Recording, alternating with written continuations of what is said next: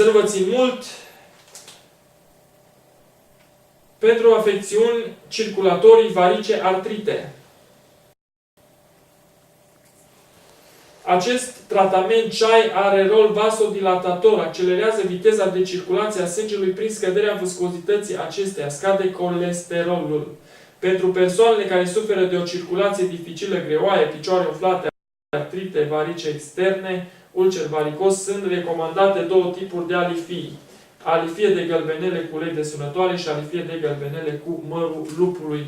Eu v-aș recomanda-o pe cea cu mărul lupului, mult mai eficientă, rezultate mult mai bune.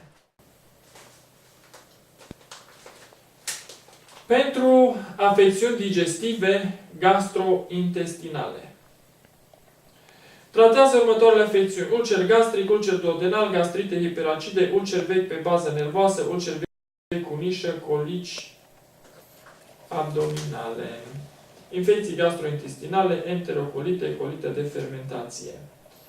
Cu rol de a stopa inflamația stomacului și duodenului, elimină hiperaciditatea, vindecă ulcerul indiferent de vechime și localizare datorită efectului cicatrizant. Înlătură senzația de vomă, vindecă colita de fermentație. Bun înțeles, pentru a cicatriza un ulcer este vorba de o perioadă mai lungă. Nu se poate cicatriza într-o zi, într-o săptămână sau două. E vorba de câteva luni de zile, câteva pachete de ceaiuri, în paralel cu acest propolis. Și efectul este, să nu zic 100%, vreau să am și puține rezerve, dar 99% sigur, împreună cu propolisul.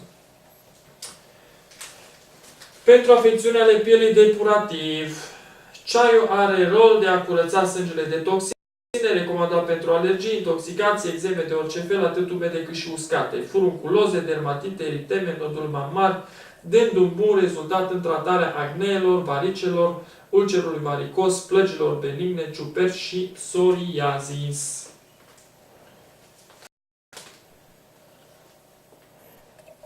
În cazul în care la suprafață pe piele apare anumite erupții pentru furunculoze, acne, mă rog, cât și alte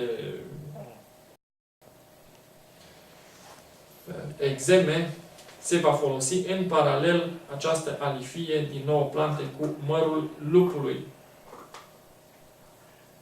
Alifia se poate folosi și ca lubrifiant pentru cupluri,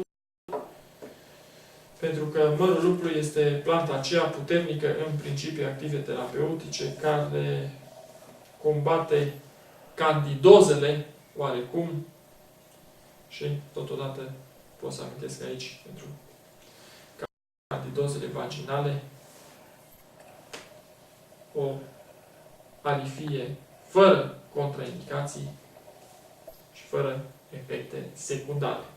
În prima parte ea apare tare, dar în contact cu mâna, dacă se ia o părticică așa, se treacă puțin între degete, ea se moaie și devine mult mai, nu va fi așa de tare, cum se vede la prima vedere aici.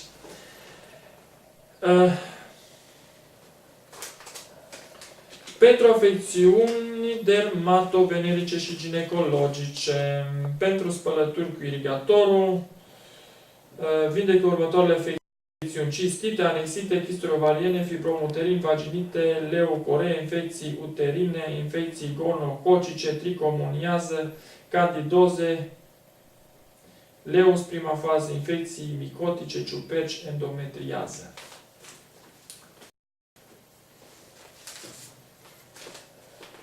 Acum am ajuns la un produs care cam toți îl vrem să ne păstrăm silueta, să fim așa subțirei. Unul dintre cele mai vândute produse ale noastre este acest produs, cura de slăbire. În paralel cu această tincturică, care se va pune câte o linguriță, vedeți, are aceeași etichetă, se va pune câte o linguriță de tinctură, ea este pe baza oțetului de măr, este foarte acrișoară, o linguriță la fiecare cană de ceai. Tinctura nu se va putea consuma goală sau în alte ceaiuri. Efectele nu vor fi atât de bune, având aceeași etichetă, e clar, cu ceaiul ei merge foarte, foarte bine. Multe doamne, multe persoane mă întreabă dacă nu este un puternic laxativ sau diuretic încât să aibă probleme. Din punctul ăsta de vedere, le spun, poate să fie liniștite, poate să țină o cură mergând la servici și nu are nicio treabă.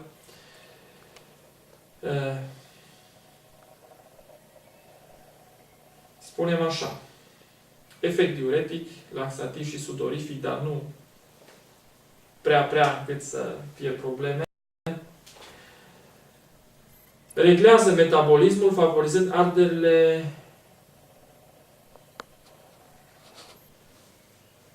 așa, elimină surplusul de apă din organism. Deci, favorizează arderea grăsimilor, într-un cuvânt. Pentru hemoroizi, fisuri anale, colon iritabil. Următoarele efecte: astringent, cicatrizant, dezinfectant, antiseptic, antimicrobian, antiinflamator. Din nou pun mâna pe această alifie de mărul lupului, foarte bună în cazul hemoroizilor extern. Rezultate în câteva zile. Da. Pentru afecțiuni ginecologice, un ceai de băut cu rezultate apreciabile în cazul de fibron uterin, anexite, chisturi ovariene, amenoree, dismenoree, distrofie ovariană, infecții uterine, inflamații vaginale, vulvite, pelvipertonită, salpingită, tuberculoză vaginală, endometrioză, rupturi la naștere. Trecem la un alt produs împotriva tumorilor maligne. Doamne ferește cu toată lumea. Următorul efect terapeutic. Are rol de a stopa evoluția tumorilor maligne, făcând ca evoluția să stopeze, apoi să dea treptat înapoi, micșorindu-se până ce dispare. Pentru fazele incipiente, rezultatele sunt destul de bune. Și un ultim pachetel pentru bolile de prostată.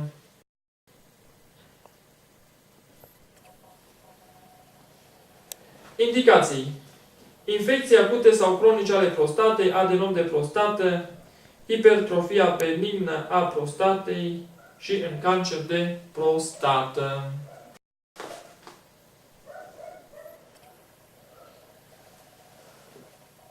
Trecem la tincturi. Tinctura de untul pământului. Untul pământului pus aici, răzuit, pus în acest alcool sanitar pentru frecție. Mai puțin pentru persoane care sunt alergice. Alergic înseamnă să rămâi cu pată roșie chiar și în următoarea zi. Dacă pata persistă, chiar și după 24 sau 48 de ore, eu vă recomand alifia, pentru că sunt persoane care sunt alergice, poate să rămână cu pată roșie 2-3 zile sau chiar și mai mult. Pentru cei care sunt alergici, alifia.